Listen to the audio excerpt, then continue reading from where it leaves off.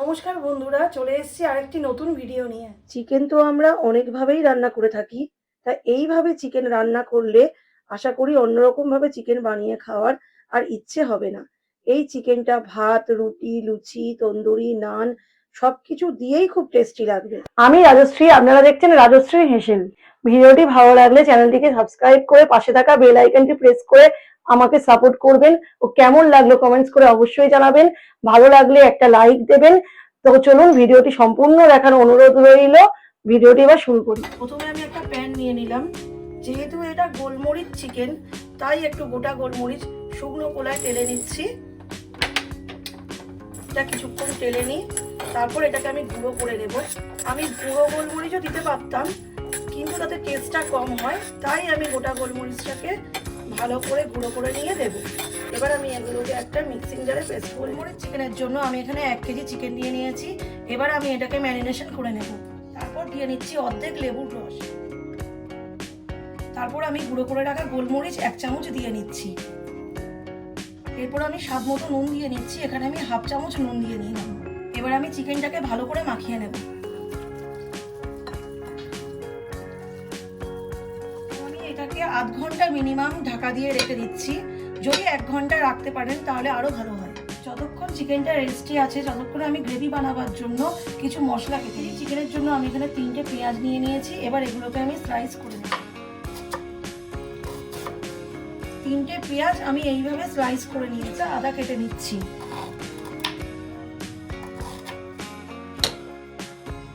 এবার আমি একটা কড়াই বসিয়ে নিলাম। এতে এবার 2-3 চামচ মতো তেল দিয়ে নিচ্ছি। এবার তেলটাকে একটু গরম হতে দেখো। তেলটা গরম হয়ে গেছে। এবার আমি স্লাইস করা পেঁয়াজটা পুরোটা ঢেলে দিচ্ছি।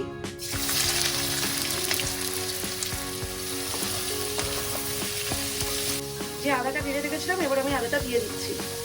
এখানে 15-20টা মতো রসুন নিয়ে নিয়েছি, গোটা রসুন। এটাকে এবার আমি দিয়ে দিচ্ছি। আর 8টা মতো কাঁচা লঙ্কা রেখেছিলাম, সেটা দিয়ে দিচ্ছি। আর 10টা মতো কাজু নিয়ে নিয়েছিলাম, সেটাও দিয়ে দিচ্ছি। 1/2 চামচ মতো নুন দিয়ে দিচ্ছি। এবার হাই ফ্লেমে রেখে ভালো করে নাড়িয়ে নেব। এরপর আমি 1 চামচ মতো চালমগজ দিয়ে দিচ্ছি। দেখো পেঁয়াজগুলো প্রায় নরম হয়ে এসছে। এবার এই স্টেজে আমি এটাকে নামিয়ে নেব। নামিয়ে ঠান্ডা করে নেব। কড়াই থেকে পেঁয়াজে ভাজাটা তুলে নিয়েছি। এবার আমি কড়াইতে প্রায় 2-3 চামচ মতো আবারও তেল দিয়ে তেলটাকে এবার গরম হতে দেবো। এতে ফোড়ন দেওয়ার জন্য নিয়ে নিয়েছি 3টে এলাচ, 3টে লবঙ্গ, 3 টুকরো দারচিনি আর 2টো তেজপাতা। এবার এতে আমি দিয়ে দেবো। ম্যারিনেট করা চিকেনটাকে এর মধ্যে দিয়ে নিচ্ছি।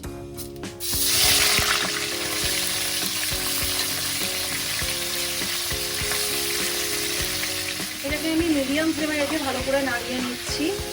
তো গোলমরিচটা যাতে ভালোভাবে ফ্রাই হয়ে যায়, সেই জন্য ভালো করে নাড়াবো। মিডিয়াম ফ্লেমে রেখে নাড়াচ্ছি, তার কারণ হচ্ছে যাতে পুড়েও না যায়, আবার বেশিও ফ্রাই না হয়ে যায়। যত গোলমরিচটা ভাজা হবে, তত সুন্দর স্মেলটা বেরোবে। পেঁয়াজ আদা রসুনের পেস্টটা এবার আমি এতে দিয়ে দিচ্ছি। মশলাটাকে দিয়ে ভালোভাবে নাড়িয়ে নিচ্ছি। ফেটিয়ে রাখা 2 চামচ দই দিয়ে দিচ্ছি।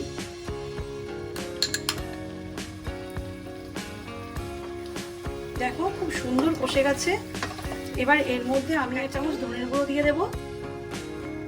1 চামচ জিরের গুঁড়ো দিয়ে নেব। এইবার আমি একটু সুন্দর করে এটাকে মিক্স করে নেব।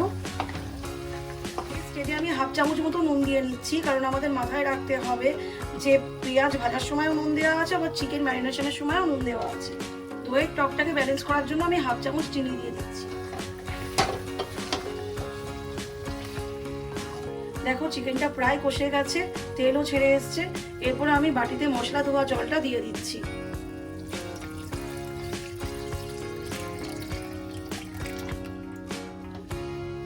এরপর আমি আবার একটু নাড়িয়ে নিচ্ছি।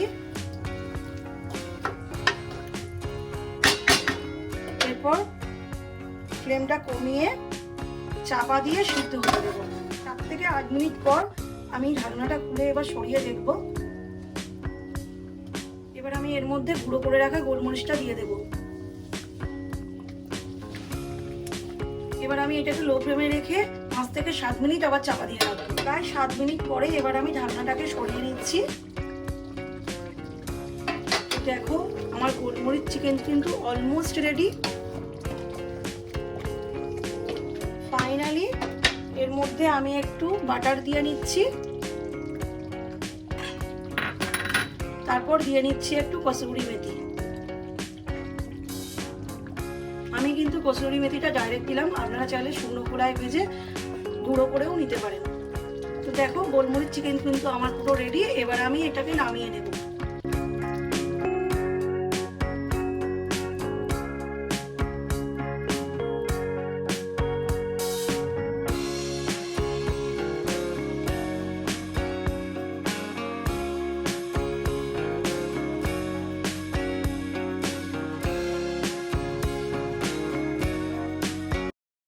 তাহলে বন্ধুরা, আজকের ভিডিওটি কেমন লাগলো অবশ্যই কমেন্ট করে জানাবেন। ভালো লাগলে একটি লাইক দেবেন, আর চ্যানেলটিকে সাবস্ক্রাইব করে পাশে থাকা বেল আইকনটি প্রেস করে আমার পাশে থাকবেন। তো চলুন আজকের ভিডিওটি এখানেই শেষ করছি। নেক্সট দিন দেখা হচ্ছে আরেকটি নতুন ভিডিও নিয়ে।